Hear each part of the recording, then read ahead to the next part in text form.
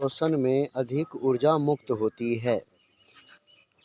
किस प्रकार के शोषण में अधिक ऊर्जा मुक्त होती है? इसका आंसर आप लोग दीजिए। कौन सा आंसर होगा इसका? वायव्य शोषण। कौन सा होगा? वायव्य शोषण। आपका आंसर नंबर आ जाएगा, आपका ए नंबर आंसर हो जाएगा इसका। दूसरा है ग्लाइकोलिसिस होता है। ग्लाइकोलिसिस किस में होता है? ग्लाइकोलिसिस किस में होता है? ऑप्शन आपका है माइटोकॉन्ड्रिया में, कोशिका द्रव्य में, गोल्जी कॉम्प्लेक्स में और क्लोरोप्लास्ट में। तो आपका आंसर हो जाएगा इसमें कोशिका द्रव्य में। किस में हो जाएगा? कोशिका द्रव्य में। अगला क्वेश्चन, कौन सा एंजाइम वसा पर क्रिया करता है? कौन सा एंजाइम वसा पर क्रिया करता है? एमाइलेज, ट्रिप्सिन, पेप्सिन और लाइपेज। जल्दी से आंसर कीजिए, कौन सा आंसर होगा? लाइपेज होगा इसका। इसका कौन होगा? लाइपेज। अगला क्वेश्चन, पौधों में जनन अंग कहाँ पाया जाता है? पौधों में जनन अंग कहाँ पाया जाता है? जड़ में, पुष्प में, तना में, फल में। तो जल्दी से आंसर कीजिए, कौन सा आंसर होगा? पुष्प में जनन अंग कौन सा होगा? पुष्प में पाया जाएगा जनन अंग। चलिए अगला क्वेश्चन, किस पौधों में रंध्र अनुपस्थित रहते हैं? किस पौधों में रंध्र अनुपस्थित रहते हैं? आम, बी में है हाइड्रिला, सी में है नागफनी, डी में है कनेर। जल्दी से आंसर कीजिए, कौन सा होगा? जी बिल्कुल, कौन सा आंसर हो रहा है इसका? हाइड्रिला। कौन सा आंसर होगा? हाइड्रिला होगा। चलिए अगला क्वेश्चन, कॉर्पस लूटियम से स्रावित होता है। कॉर्पस लूटियम से कौन सा हार्मोन स्रावित होता है? तो पहला है एंड्रोजन, दूसरा है प्रोजेस्टेरॉन, तीसरा है एस्ट्रोजन और चौथा है आपका टेस्टोस्टेरोन। जल्दी से आंसर कीजिए, कौन सा होगा इसका? कॉर्पस लूटियम से स्रावित कौन सा हार्मोन है? तो आपका हो जाएगा प्रोजेस्टेरॉन। कौन सा होगा? प्रोजेस्टेरॉन। चलिए अगला क्वेश्चन, पारिस्थितिकी तंत्र में ऊर्जा का स्रोत है। पारिस्थितिकी तंत्र में ऊर्जा का स्रोत कौन सा है? चलिए आंसर क्या हो जाएगा इसका? सूर्य प्रकाश। अगला क्वेश्चन, मानव का उद्भवन स्थान है। मानव का उद्भवन स्थान कहाँ है? मतलब मानव का जो उद्भव हुआ कहाँ हुआ था? भारत में, चीन में, अफ्रीका में, अमेरिका में। चलिए आंसर कैसा होगा आपका? अफ्रीका होगा। चलिए अगला क्वेश्चन, मानव गुर्दे का आकार होता है। मानव के गुर्दे का आकार कैसा होता है? गोलाकार, आयताकार, सेम के बीज के आकार का, या फिर इनमें से कोई नहीं? जल्दी से आंसर कीजिए। चलिए इसका आंसर क्या हो जाएगा? सेम के बीज के आकार का। कैसा होगा? सेम का जो बीज का आकार होगा वैसा ही मानव के गुर्दे का आकार होता है। चलिए अगला क्वेश्चन, 10वां नंबर, शरीर का संतुलन बनाए रखता है। इनमें से ब्रेन का पार्ट है वो कौन सा शरीर को संतुलन बनाए रखता है? आपका क्रेनियम है, सेरिब्रम, मस्तिष्केस्ट्रम और सेरिब्रम। आपका आंसर हो जाएगा इसका सेरिबेलम। बी आंसर हो जाएगा। अगला क्वेश्चन, जीन शब्द का किसने प्रस्तुत किया? जीन शब्द जो है वह किसने दिया था? तो जीन शब्द जो है वह दिया था आपका जॉनसन। कौन दिया था बेटा? जॉनसन दिया था। तो जॉनसन कितने नंबर पे है? तो सी नंबर पे। तो सी को क्लिक किया जाए, सी ऑप्शन इसका सही होगा, जो जॉनसन ने दिया था।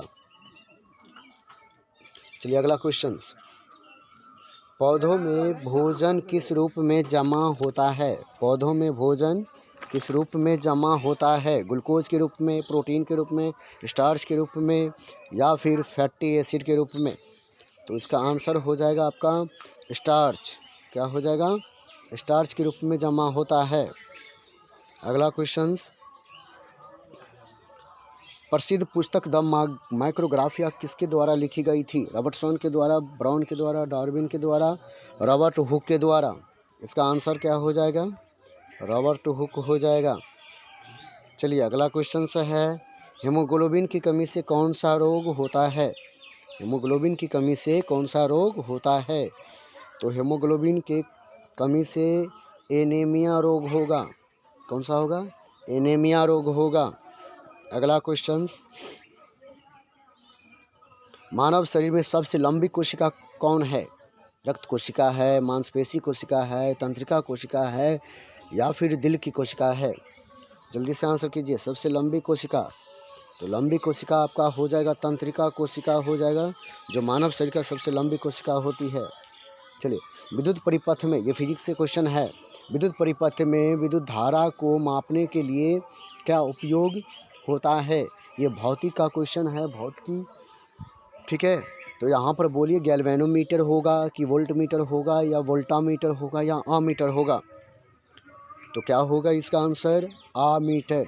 आमीटर से हम लोग क्या करते हैं, जो विद्युत परिपथ में विद्युत धारा को हम लोग मापते हैं उसे आमीटर कहते हैं। चलिए अगला क्वेश्चन है, निम्नांकित में कौन विद्युत को निरूपित नहीं करता है? देखिए यहाँ पर एक चीज़ मिस्टेक हुआ है, जो आप यहाँ पर विद्युत के बगल में जो है यहाँ पर होगा शक्ति, यहाँ पर क्या होगा?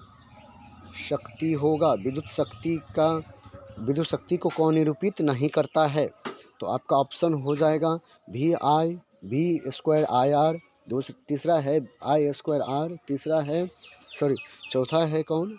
IR square. तो आपका ऑप्शन होगा इसका लास्ट वाला IR स्क्वायर, जो विद्युत शक्ति को निरूपित नहीं करता है। चलिए 18 नंबर क्वेश्चन है, विद्युत हीटर के तार की कुंडली बनी होती है, किसकी बनी होती है विद्युत हीटर की तार की कुंडली? तो नाइक्रोम की बनी होती है। किसका बना होता है? नाइक्रोम का। तो नाइक्रोम में आप टिक लगाइए, जो डी ऑप्शन में है। चलिए, अनिम्नीकरण ऊर्जा का स्रोत है। अनिम्नीकरण ऊर्जा का स्रोत, जो ऊर्जा का स्रोत हम लोग क्या करते हैं, दोबारा नहीं कर सकते हैं, वह कौन सा है? आपका कोयला है। कोयला आपका क्या हो जाएगा? अनिम्नीकरण ऊर्जा का स्रोत है। अगला क्वेश्चन 20 नंबर में, तरंगदैर्घ्य को सामान्यतः व्यक्त किया जाता है। तरंगदैर्घ्य को किस रूप में व्यक्त किया जाएगा, या इसका SI यूनिट क्या हो जाएगा? तो तरंगदैर्घ्य को व्यक्त किया जाएगा आपको मीटर में। जो भी तरंगदैर्घ्य की लंबाई होगी उसको हम लोग किस में मापते बेटा? मीटर में मापते हैं। चलिए अगला क्वेश्चन है, चलिए फिजिक्स का न्यूमेरिकल सवाल है ये, 12 वोल्ट विभवांतर के दो बिंदुओं के बीच 2 कूलम आवेश को ले जाने में कितना कार्य किया जाता है? वोल्टेज दिया गया है आपका 12 वोल्ट, ठीक है, और 2 बिंदुओं के बीच कितना कूलम का आवेश जा रहा है? तो आवेश जा रहा है 2 कूलम, तो उसके द्वारा कार्य कितना होगा? जल्दी से कीजिए। तो इसका आंसर हो जाएगा आपका 24 जूल हो जाएगा। ये होता है V बराबर होता है WQ होता है, WQ। तो वर्क निकालिएगा तो यहाँ पर वर्क बराबर क्या हो जाएगा भाई? V/Q हो जाएगा। क्या हो जाएगा? V/Q। सॉरी V/Q नहीं होगा, V/Q नहीं होगा, इसका W बराबर वर्क डन निकालना है ना। ओ सॉरी फार्मूला ये गलत है आपका। V बराबर हो जाता है V बराबर क्या हो जाएगा जी? W/Q, W/Q होता है। तो वर्क निकालिएगा तो वर्क बराबर क्या हो जाएगा आपका? यहाँ पर वर्क बराबर हो जाएगा V/Q हो जाएगा, VQ है ना। V और Q ये गुणज में होगा, दोनों को गुना कीजिएगा तो क्या हो जाएगा आपका? निकल जाएगा 24 जूल। चलिए अगला क्वेश्चन है 22 नंबर का, कि निकट दृष्टि दोष में किस लेंस का प्रयोग किया जाता है? किस लेंस का प्रयोग किया जाएगा जब निकट दृष्टि दोष रहेगा? तो यहाँ पर इसका ऑप्शन है अवतल लेंस, द्विफॉक्सी, बेलनाकार उत्तल। चलिए तो इसका कौन सा ऑप्शन हो जाएगा? अवतल लेंस हो जाएगा। अवतल लेंस से इसको क्या किया जाएगा? निराकरण किया जाता है। किण्वन पाई जाती है, किण्वन किस में पाया जाएगा? तो किण्वन किस में पाया जाएगा? जल्दी से आंसर आप लोग लिखिएगा। अमीबा में होगा या फिर ईस्ट में होगा या हाइड्रा में या इनमें से कोई नहीं। तो किण्वन की प्रक्रिया आपको किस में होता है? ईस्ट में होता है। किस में होगा? ईस्ट में होगा। चलिए 24 नंबर क्वेश्चन इसमें कहता है प्रकाश का प्राथमिक वर्ण है। प्रकाश का प्राथमिक वर्ण कौन सा है? नीला, हरा, लाल, इनमें सभी। देखिए इसमें प्राथमिक वर्ण में 3 आता है। लाल आता है, नीला पीला आता है और लाल आता है। लाल, पीला, नीला आता है। तो यहाँ पर आपको ज़्यादातर संभावना बनता है इसका कौन सा आंसर देने का। आपको जो प्रोबेबिलिटी बनती है वो प्रोबेबिलिटी किसकी बनती है? लाल की बनती है। तो आप लाल इसमें क्या करोगे? क्लिक लगाओगे। चलिए अगला क्वेश्चन है ओम के नियम से। चलिए ओम का नियम है। ओम का नियम क्या है? V बराबर आई आर, V बराबर आर स्क्वायर आई, V बराबर आई आर स्क्वायर और V बराबर आई प्लस आर। तो कौन सा आंसर हो जाएगा इसका? पहला आंसर इसका होगा V equal to I R, जो उन्होंने एक इक्वेशन में दिया था। चलिए आगे हम लोग 25 से आगे जो 25 क्वेश्चन बचा हुआ है, जो 50 क्वेश्चन आपको हम टारगेट पर लिए हैं कि 50 क्वेश्चन आपको दें।